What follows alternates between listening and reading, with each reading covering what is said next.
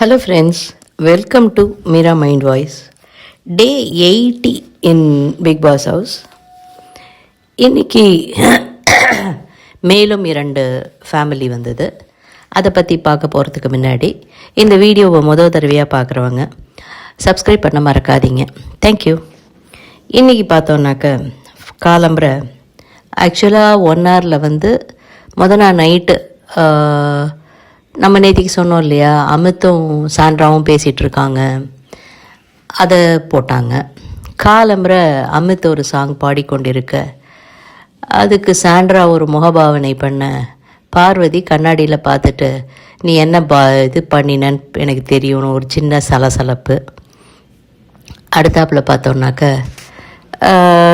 நிறைய 24/7 இவங்க கிச்சனில் சமைச்சிட்ருக்காங்க. அப்போ கானா வினோத் வந்து நான் பழைய சாதத்தை ரெடி பண்ணுறேன்னு அவர் ரெடி பண்ணார். உனக்கு இந்த வேலையை கொடுத்து நிற்க வச்சது எதுக்காகனா எங்களை வந்து டிஸ்டர்ப் பண்ணக்கூடாதுன்னுட்டு தான் அப்படின்னு அப்பயே சொல்லிகிட்ருக்காங்க. அப்பயே திரும்ப அமித் சொல்கிறாரு, இந்த ஆளை கிச்சனை விட்டு வெளில அழைச்சிட்டு போ, இது கிச்சன் டீமே கிடையாது, இவர் ரொம்ப படுத்துறாருன்னுட்டு. அதே மாதிரி இவங்க பூரி பொரிச்சிட்ருக்க பூரி பொரிக்கிறதுக்கு அவங்கக்கிட்ட அதுக்கான கரண்டி அது எதுவுமே இல்லை. டீ வடிகட்டி வச்சு பொரிச்சு எடுத்துகிட்டு இருக்காங்க. அப்போ போய் பூரி சுட தெரில உனக்கு, இந்த ஆள் அந்த ஆளுன்னு இஷ்டத்துக்கு இவர் பேச, அவர் நீ இந்த பக்கமே வராத போன்னு கத்த, அவங்களுக்குள்ள அது ஒரு பெரிய சண்டையாகி அவர் போய் நின்று குதின்னு குதிக்க அமித்து நேரம் இறங்கி போய் வா அப்படின்னு கட்டிப்பிடிச்சி போ, எதையோ பண்ணு, சாரி நானும் பேச மாட்டேன் நீயும் பேசாத அப்படின்னு சொல்ல அவர் நாக்கு துருத்திட்டு வர்றாரு. நேத்திக்கு தான் வினோத்தோட ஒய்ஃப் சொல்லிட்டு போயிருக்காங்க கத்தாத நாக்கை துருத்திட்டுன்னுட்டு. ஆனால் அவரால் அடக்க முடியல.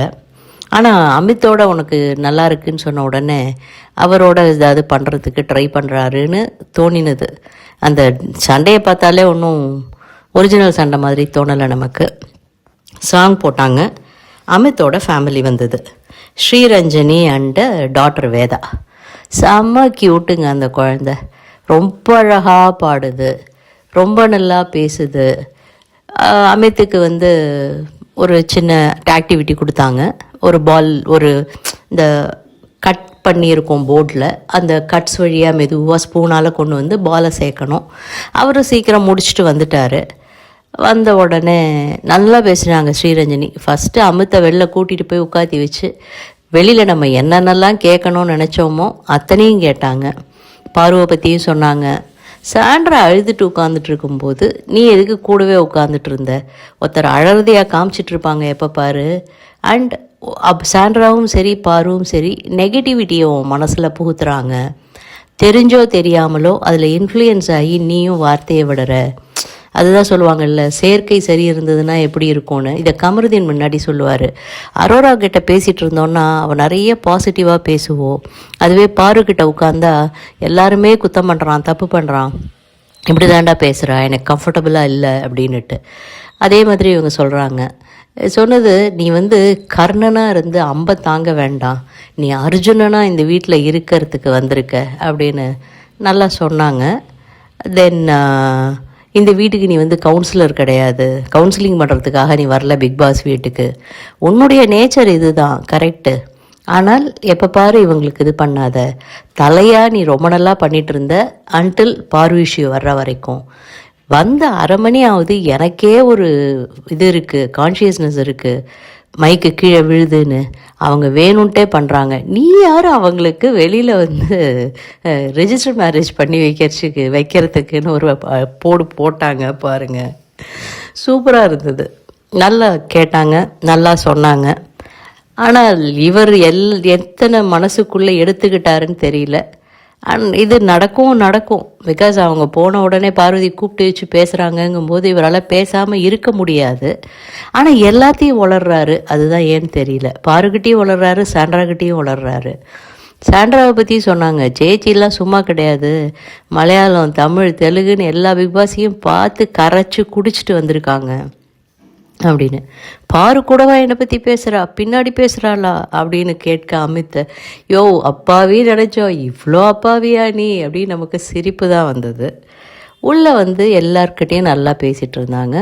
சபரிக்கிட்ட ரொம்ப நல்லா நீ கேம் பண்ணுற, மொதல் 2 வாரம் ஃபஸ்ட் கிளாஸாக பண்ணேன், அதுக்கப்புறம் காணாமல் போயிட்டேன்னொன்னே பார்வை மேட்டரில் தான் கொஞ்சம் நான் பின் வாங்கிட்டேன் அப்படின்னொன்னே, இல்லை கம்பேக் கொடு அப்படின்னு பேசிட்டு எல்லாரை பற்றியும் சொன்னாங்க. நல்லா இருந்தது. ஈவன் அவர் குழந்தை வந்து ஒவ்வொருத்தருக்கும் ஒரு அடைமொழி கொடுத்து, ஸ்டைலிஷ் சாண்ட்ரா, கின் கமருதீன், அதாவது க்ளோஸ் கமருதீன், ஒரு ரிலேட்டிவ் ஃபீல் அந்த மாதிரி.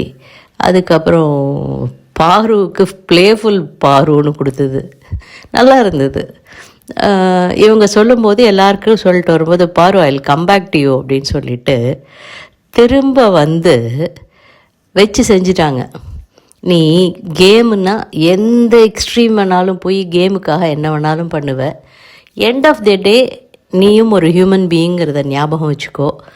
அது வந்து உன்னுடைய கேரக்டரில் எந்த அளவுக்கு ரிஃப்ளெக்ட் ஆகுங்கிறத யோசித்து செயல்படு. அதுதான் நம்ம சொல்லிட்டு இருந்தோம் இல்லையா, அவங்க வந்து பண்ணுற நெகட்டிவிட்டி எல்லாம் அவங்களோட கேரக்டராகவே மாறிடும். அவங்கள பற்றி ஒரு இதுதான் ப்ரொஜெக்ட் ஆகுங்கிறது தெளிவாக சொன்னாங்க. அந்த வேர்டில் வந்து கொஞ்சம் ஜெர்க் ஆகிட்டாங்க பாரு. இன்னைக்கு டுடே திஸ் இஸ் நாட் பாரு டே. அது என்னமோ தெரியல, இது வந்து ஒரு பேட்டர்னாகவே இருக்குது. மொதல் நாள் வர்றவங்க எதுவும் சொல்ல மாட்டாங்க, 2வது நாள் வர்றவங்க யாராவது ஒருத்தரை அடிப்பாங்க. அந்த மாதிரியே போயிட்டுருக்கு. பிகாஸ் அடுத்து வந்தது திவ்யா ஃபேமிலி. அவங்களும் பாருவை வச்சு செஞ்சாங்க. அப்பா அம்மா 2 பேருமே பாருவை கொஞ்சம் வச்சு செஞ்சாங்க. இதுக்கு கனி ஒரு எக்ஸ்ப்ளனேஷன் கொடுத்தாங்க. அதாவது இது 2 விதமான இம்பேக்ட் ஏற்படுத்தும்.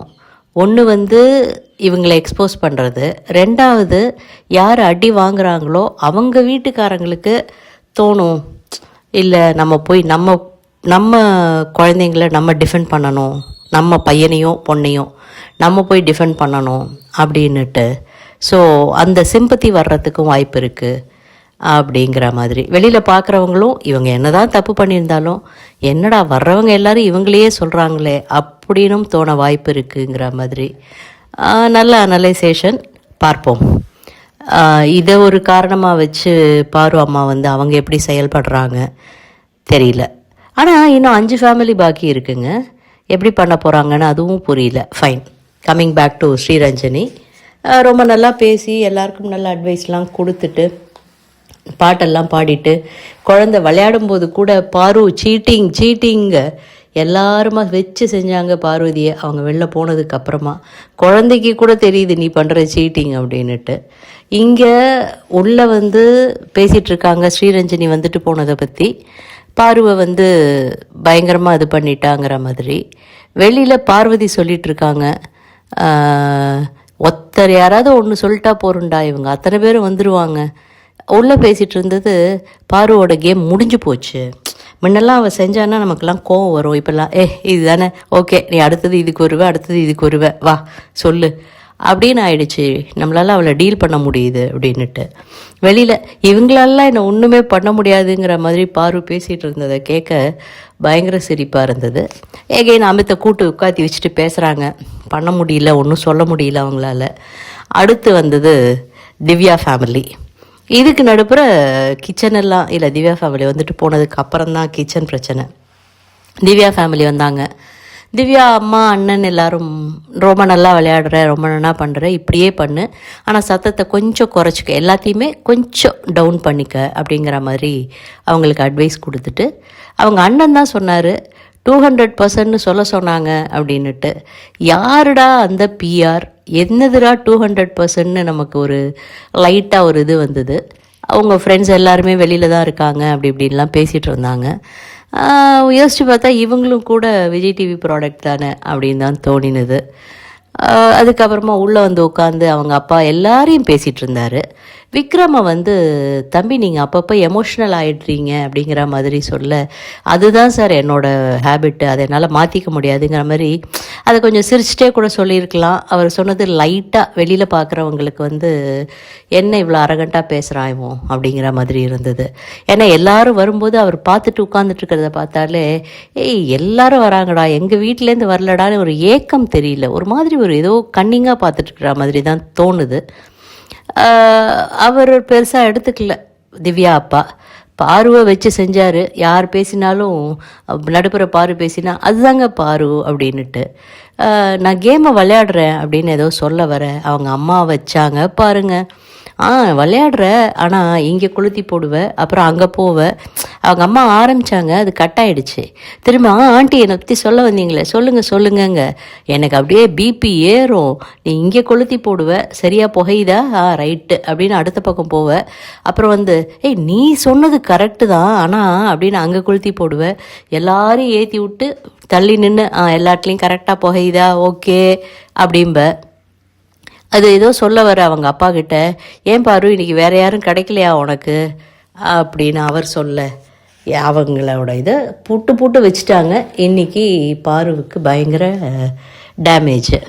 நல்லா பேசிகிட்டு இருந்துட்டு கரெக்டாக உங்கள் நேரம் முடிந்ததுன்னொன்னே சாப்பிட்டுட்டு இருந்த தட்டை கூட கீழே வச்சுட்டு கிளம்பிட்டாங்க அவங்க. திவ்யாவினுடைய அப்பா, அம்மா, அண்ணன் 3 பேரும் வந்திருந்தாங்க. மற்றவங்க யாரை பற்றியுமே அவங்க எதுவுமே நெகட்டிவாக சொல்லலைங்க.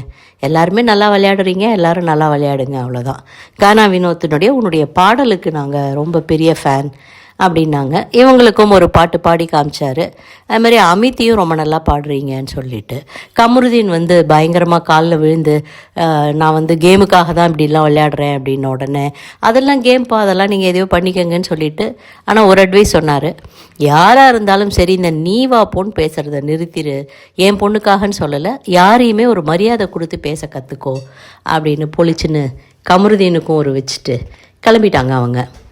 அதுக்கப்புறமா கூப்பிட்டு உட்காத்தி வச்சு சுபிக்ஷாவை மண்டையை கழுவ ஆரம்பித்தாங்க பார்வதி. அதாவது என்னை எல்லாருமே அடக்க பார்ப்பாங்க, அதே மாதிரி உன்னை பீட் பாக்ஸிங் அண்ட் உன்னுடைய சாங்ஸு அண்டு முன்னாடி எஃப்ஜேவும் சொல்லிகிட்டு இருந்தான், விக்ரமும் சொல்கிறாரு, உங்கள் கம்யூனிட்டியை பற்றி மட்டுமே பேசி நீ வெளில வர பார்க்குற அப்படின்னுட்டு, அதெல்லாம் நீ மதிக்காதன்னுட்டு ஆரம்பிச்சிட்டாங்க.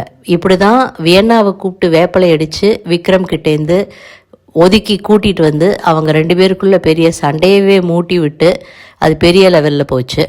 இப்போ அடுத்தது சுபிக்ஷாவையும் நகர்த்திட்டோன்னாக்க விக்ரம் வீக் ஆகிடுவார் அப்படின்னு நினைக்கிறாங்க. ஆனால் இப்போ தற்போதைய விக்ரமின் மிக நெருங்கிய நண்பர் வட்டத்தில் இருக்கிறது கனி. அவங்கள இவங்களால ஒன்றுமே பண்ண முடியாது. ஸோ இதுக்கு சுபிக்ஷாவும் பலியாடு ஆகி ஆமாக்கான்னுட்டு, ஆனால் பார்வதிக்கே அட்வைஸ் பண்ணி அடுத்தாப்புல சபரி வந்து பாத்ரூமில் இதெல்லாம் வச்சுருக்கீங்கன்னு சொல்லும்போது, அந்த இடம் வந்து மேக்கப் பொருள்கள் வைக்கிறதுக்கு தானே அப்படின்னு பார்வதிக்கு சப்போர்ட்டாக பேச வேற ஆரம்பித்தது. சரி, வேப்பில் கரெக்டாக அடிக்கப்பட்டிருக்கு நமக்கு தோணியது. அடுத்தது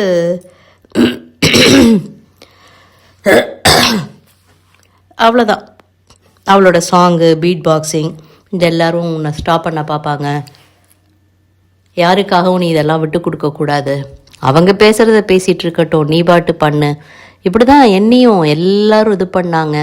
அது அந்த வீட்டுக்குள்ளே இருக்கும்போது அடுத்தவங்க பேசும்போது இவங்க தவறு பண்ணாங்களே அப்படிங்கிறது மறந்து போயிடுமா தெரியல. அந்த வீடு ஏதோ செய்யுது. கிச்சன் பயங்கர மெஸ்ஸியாக இருக்குது. எதையுமே மூடி வைக்கல, எதையுமே க்ளீன் பண்ணி வைக்கல, யூஸ் பண்ண கத்தியை அலம்பி வைக்கல, எல்லாம் அப்பப்படியே கிடக்கு. கனியும் திவ்யாவும் பேசிகிட்டு இருக்காங்க. மத்தியான வேலை நம்மளுது முடிச்சிட்டோம். ஈவினிங் நைட்டும் சாண்ட்ரா அண்டு அமித்தோடது. அப்போ வந்து அவங்க 2 பேரும் வெளியில் உட்காந்து பாட்டும் டான்ஸுமாக இருக்கிறார்கள். ஸோ இன்றைக்கி நம்ம ஏதாவது சொல்லி இதை கிளாரிஃபை பண்ணிடணும். இந்த வார தலை வேஸ்ட்டு. உண்மையிலே தலை எதையுமே கவனிக்கலிங்க. பாருக்கு சொம்பு தூக்குறது மட்டும்தான் பண்ணிகிட்ருக்காரு, வேறு ஒன்றும் பண்ணல. ஏன்னா சபரி வந்து பாருவோட திங்ஸ் மட்டும்தான் அங்கே இருக்குதுன்னு சொல்லும்போது அதை புரிஞ்சுக்காம அது கேர்ள்ஸ் வச்சுக்கிறதுக்கு தானடா இருக்குது, ஏன்டா இப்படி பேசுகிறேன்னு சபரிக்கிட்டேயே சொன்னது. இது எல்லாரும் நோட் பண்ணிகிட்டு இருக்காங்க. வீக்கெண்டில் வெடிக்கும். ஸோ நாளைக்கு வேறு என்னென்ன ஃபேமிலிஸ் வராங்க, யார் யாரை என்ன சொல்கிறாங்க, என்ன பண்ணுறாங்க, பொறுத்திருந்து பார்ப்போம். இதில் நடுப்புற ஒரு சீக்ரெட் சாண்டா வேறு வராங்க. அவங்க யாருன்னு காமிக்கிறாங்களா தெரியல. நம்மளுடைய கெஸ்ஸு சவுண்டு, ஏன்னா அவங்களுடைய சிக்னேச்சர் டான்ஸ் ஸ்டெப்பெல்லாம் போடுறாங்க. ஸோ யார் வராங்க என்ன வராங்கன்னு வெயிட் பண்ணி பார்க்கலாம் மக்களே.